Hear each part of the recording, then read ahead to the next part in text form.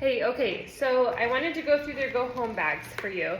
And since so many are flying, I just wanted to make sure you have that information. So I'm sending them home. I ordered these bags and they're giant. So if you're flying, I assume you're probably also bringing a backpack. You can just take the stuff and put it in your backpack and forget the bag. They're like less than $1 a piece. They're not worth anything. So the first thing is you have a couple of things. You have this is Fanta's pack that we're looking at. So you have her puppy records, her vaccination records. This is her microchip number. The microchip registration is going to be all the way on the inside of this trifold pamphlet in the inside pocket. And so you just scan that QR code, register their microchip. Do that right away. And so we have her vaccination recorded here, as well as here. And then the recent Heartgard, which I just gave them today. And so you know when to give the second one. The second thing that's included in that paperwork that's really important is their registration. Okay, so I put their microchip and their gender already filled out on them, and my portion is filled out. However, what I recommend is that you go online to do the registration. There's a link at the top. It's super quick and easy. The price is the same. It might even be a little bit cheaper online to register. But when you register, they also give you free 30 days of pet insurance. So if anything were to happen, you just need to do that right away. And please register your dogs. That helps me out with my standing with the AKC. The next thing is we have all the little things that can easily get lost or whatever in this bag, as well as your potty pads. And so we're sending home 4 potty pads, which should be enough to get you home. And then we have Purina Fortiflora. Some of them are the Pro, some of them are not. They're pretty similar, pretty much the same thing. So what we do is we add this to their food just once a day, added to their food. And that just helps their tummy settle down, especially after traveling and being in a new place. You can expect an upset stomach. So we want Fortiflora, and then you can also do some boiled chicken and pumpkin if they need. But that will help any tummy issues. But you can expect them. And then we have a clicker for clicker training. There is a video in the Go Home Guide. I'm not sending home printed Go Home Guides this time. You're not getting this. They're just online because that's where most people are going to see them anyway. Or you can just go ahead and type into YouTube clicker training, like how to get started with clicker training. There's a really good video by Pupford, by Zach George. I think that's it, by Zach George, and it's really good. He's a great dog trainer. It's nice and positive. You have some poo bags, and then also a few little things. We have some information from the Alliance of Therapy Dogs in here, a pen as well from them, and then from one of the affiliates that we have, and then some stickers for your kids or nieces and nephews, whatever. And then let me show you what to do with the pee pads. So you can use them at the airport in the stall. And then I would also, at least the flight nanny that we usually go through, taught us this little trick. So I have my bag. This is a pretty big bag that probably wouldn't be allowed on most airlines. So I'll send you the link to the better size ones. I think that Delta recommends an 18 by 11 by 11 bag. So what I'm going to do is I'm going to unfold this potty pad. And I'm going to take the inside of my thing, and I'm just going to wrap it around the inside.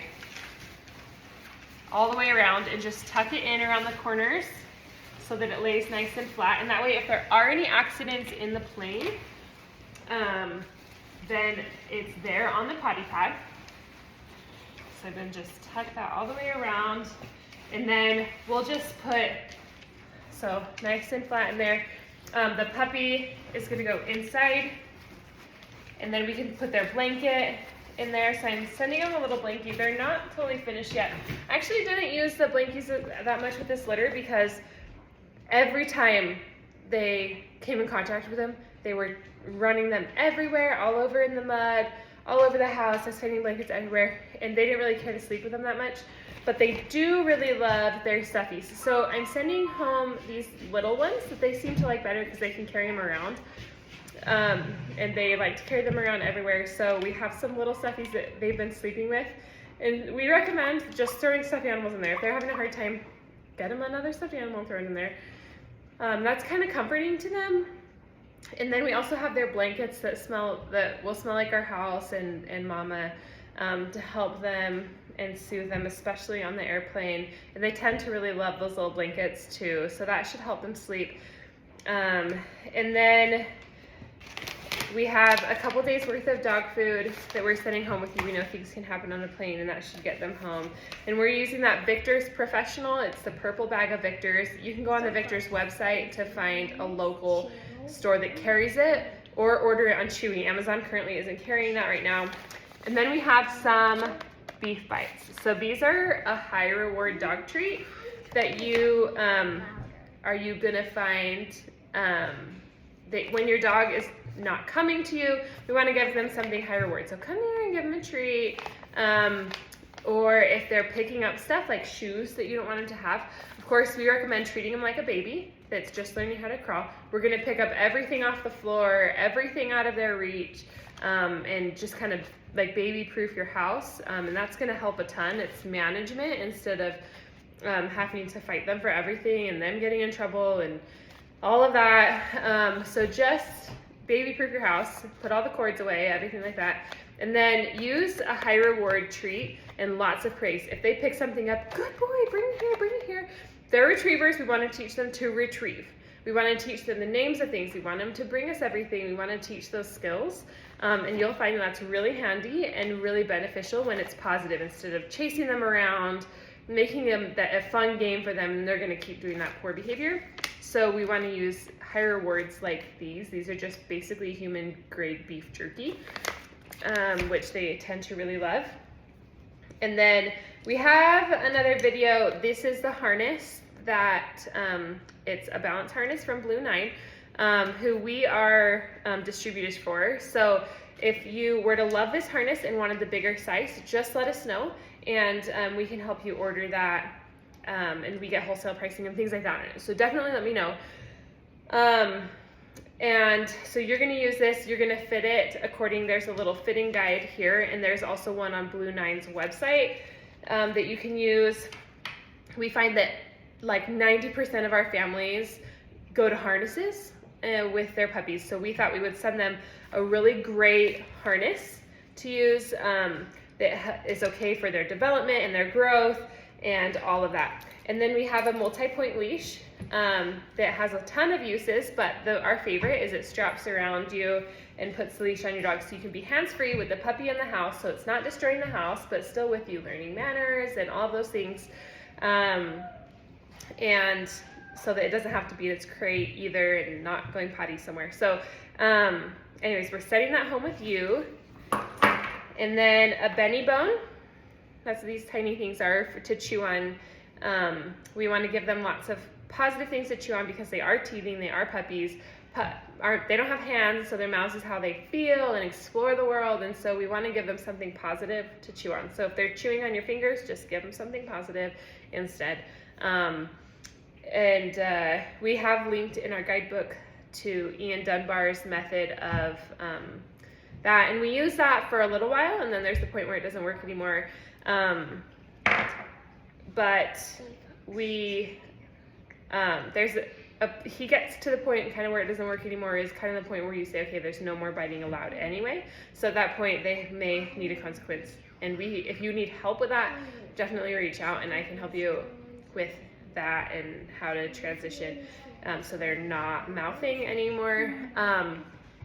The other thing I was going to say is, you know that when you have a puppy who's really bitey, really bitey and crazy and destructive, that puppy is getting too much stimulation. So you need to make sure that that puppy is getting a break. Puppies need 20 hours of sleep a day. My adult dogs sleep about 18 hours a day, and they're working dogs. We have lots of physical activity, and so just make sure that your puppy is not getting too much stimulation. They're getting plenty of crate time, plenty of rest time. We put them in there for naps, and so that's a really positive thing to do. And if they're struggling wanting to go in the crate or going out on their own, you kind of have to make them go in at first, probably. Just throw a really nice high reward treat every time they go in, or every time you want them in. And practice when it's not bedtime too or nap time. just so they can go in, get a treat, and get out. Go in for 30 seconds while you close the door and then get out. So that is going to be really positive. And then we're sending them home with these little, they're Zippy Paws. They're the stuffless treats. They just have some squeakers in. But they just love these. They just love them. So there's a little toy for them. I don't know if I would give it to them on the plane because they'll go crazy. But if they really need something to distract them, then yes. And then we have a little travel bowl for food and water in here. Oh, and the thing about food that everyone always asks me is how much are they eating? These guys are hungry and they'll eat the house down. The first few days, I recommend not managing their food. Just let them eat. If they overeat, they will have a loose stool, and that's for their entire life. And you can kind of gauge. Some dogs do really well free feeding and some don't. This litter in particular, I definitely know there's a few puppies who will not do well free feeding. And so go by the recommendations on the bag. Those are usually for adult dogs, but Theo will have to. Emery, shh. So they're eating a little over a cup a day each. Probably actually like a cup and a half now on these puppies. And so I just split that into 2 meals. Come like 6 o'clock. I usually feed them at 8 a.m., 8 p.m. Come like 6 o'clock. They think they're just gonna die sometimes. And so if you feel like you need to give a 3rd meal during the day, then do that. And then I'm sending home a treat pouch for you. These ones are awesome. They're silicone, so they clean super easy. And then they just clip on your pants, and you don't have to adjust sizes for everyone. So that you have that when you see your puppy doing something that you like, whether they're calming down and laying down or sitting. Hey, honey, that's shaking the camera. Then you just throw them kibble. That will help curb their appetite during the day. You can throw them some kibble or use treats. Tanner, you're shaking the camera. Please don't do that. Thank you. And then lastly, I'm sending home with this little bandana. The girls have a little bow that comes with them. And that is it. There's one more thing that we talk about, and that is, well, there's 2 more things. Stop leaning on the table. Okay, thank you. Okay, so the 2 more things are, when our puppies have something that we don't want them to have, they bring it to us and they're not letting go. The easiest way to get them to drop it is to pick them up. And most of them will drop it at that point. If they're still not dropping it, just lean them forward a little bit. And you might have to kind of shake it out, the toy out a little bit. But leaning them forward, they should drop it. What we want to do is we want to create no aggression or resource guarding. And sometimes what I'll even do is when I take something away, if I don't have anything to replace it with, I'm actually going to toss it for them again. And so that their reward isn't negative attention, it's positive attention. Their reward for bringing it and letting it go is getting to do it again. And then after a couple times, I'm going to put it away, that thing. So anyways, that's a trick for that. And then as far as sleep goes, the first couple of nights you can expect them to be adjusting to their new house. So they're probably going to cry a little bit. I would say that about 10 minutes before they settle down at night. And I would put, if they're really worked up, I would put a blanket, a dark blanket over their entire crate, completely covering every bit of light they can see. That tends to help them feel secure. And also, you can put on classical music at night. That can also really be helpful. But we put them in there and we walk away. If they know that whining is going to get you to come back, they're going to continue to do that. The other thing is, right now, if we stick to the schedule that we set you, so if we say they're done with food by 8, they're done with water by 9, we have our last playtime at 11. Sometimes, especially in the summer, it's hot and they'll need another drink and they're a little bit thirsty. Definitely, they need another drink. You know, there's nothing that wakes up in the middle of the night more than a thirsty puppy. So definitely give them a drink, but we're not gonna make sure they drink like the whole bowl. And then we put them to bed. We have their last playtime at 11-ish, and then we put them to bed. And then they're sleeping until about 6 o'clock right now. That is not gonna happen probably at your house for a while.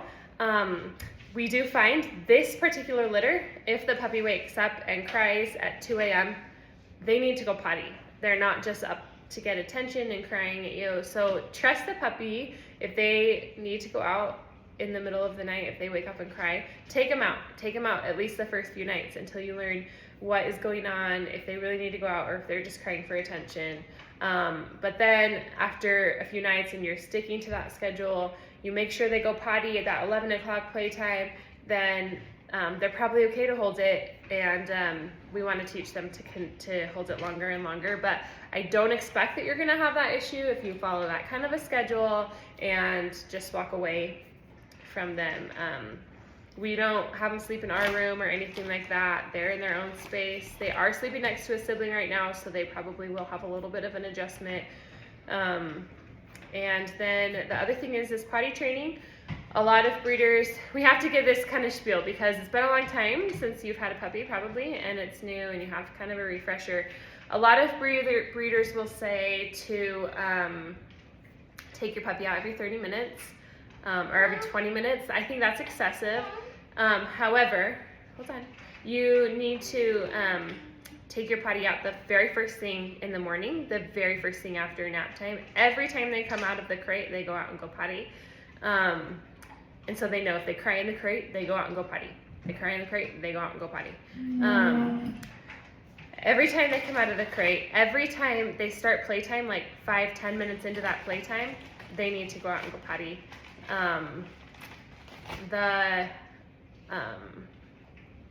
Then like every like half hour, right after they eat, sometimes right before and right after they eat. So you'll kind of learn the cues of your puppy. And then we have them on a dog door, so they do pretty good about running out the dog door. If you have them on a dog door, you'll want to block off some space, like put some gates up around that dog door so they don't have access to the whole house, because they probably will go find a corner, especially at first as they're learning the place. So hopefully that's helpful. With all of these things and all of this information, we want you to do what works best for you. If you don't use it, what we send you, great. If you have your own method and way of doing potty training or of teaching a positive retrieve or of training or whatever, you're not going to use the clicker, that is fine. Do what works best for you and your family. These are just things that we find are super effective for us to use and as a trainer for a lot of our clients to use. Of course, there is people who have a different routine and things like that than us, and that's fine. Just find what works best for you. But these are the things that work for us. And if you have any questions at any time about training and behavior or anything like that, please reach out and I'd be happy to help you. Don't let it stress you out. Don't let it be a big burden, and I'd love to help through any of those things. So again, reach out if you have any questions about Go Home or about the packet. I'm sending you your contract. Just fill that out and email it back to me, as well as the payment portal. I have to have those two things back before I send the puppy home with you. But you can send it to me that day, whatever works best. So anyways, happy puppies.